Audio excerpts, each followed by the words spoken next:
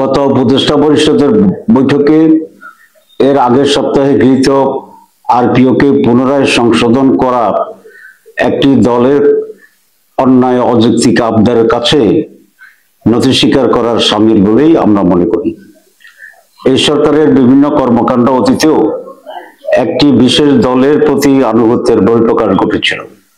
প্রধান উপদেষ্টারা লন্ডন গিয়ে একটি অসময় এবং অবৈধ চুক্তি, একটি দলের চাপে নির্বাচনের রোডম্যাপ ঘোষণা এবং সর্বশেষ একই উপদেষ্টা পরিষদ গৃহীত একটি দাবি আরেকটি দল যখন এটার সাথে দ্বিমত পোষণ করেছে, বিভিন্ন রাজনৈতিক দলের মার্কা ব্যবহারের বিষয়তে আবার সেটাকে গত পরিষদের বৈঠকে পুনরায় পুনর্বিবেচনার নামে দলের প্রতি যে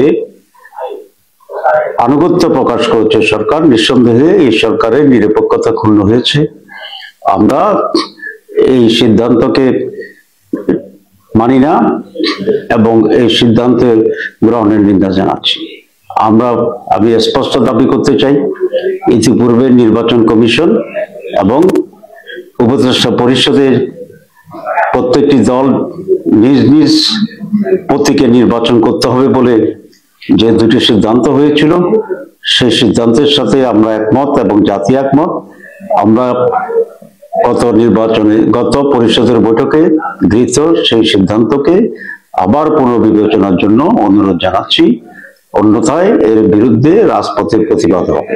সনদ বাস্তবায়ন নিয়ে বিএনপি নতুন করে যে পরিস্থিতি তৈরি করেছে, এটি একেবারে অনাকাঙ্ক্ষিত এবং জনগণ ফেব্রুয়ারিতে যে একটি জাতীয় নির্বাচন চাচ্ছে, নির্বাচনের ঠিক আগে হঠাৎ এরকম রাজনৈতিক অনিশ্চয়তা উত্তাপ তৈরি করা ফেব্রুয়ারি নির্বাচন অনুষ্ঠানের প্রক্রিয়াকে বাধাগ্রস্ত করছে বলে আমরা মনে করি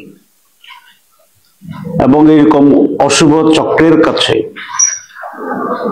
প্রধান উপদেষ্টা নথি স্বীকার করবেন, বশ্যতা স্বীকার করবেন এবং ষড়যন্ত্রের কাছে নথি স্বীকার করে উনি সনদকে আইনি ভিত্তি দেওয়ার ক্ষেত্রে পিছিয়ে যাবেন, এটা আমরা আশা করি না।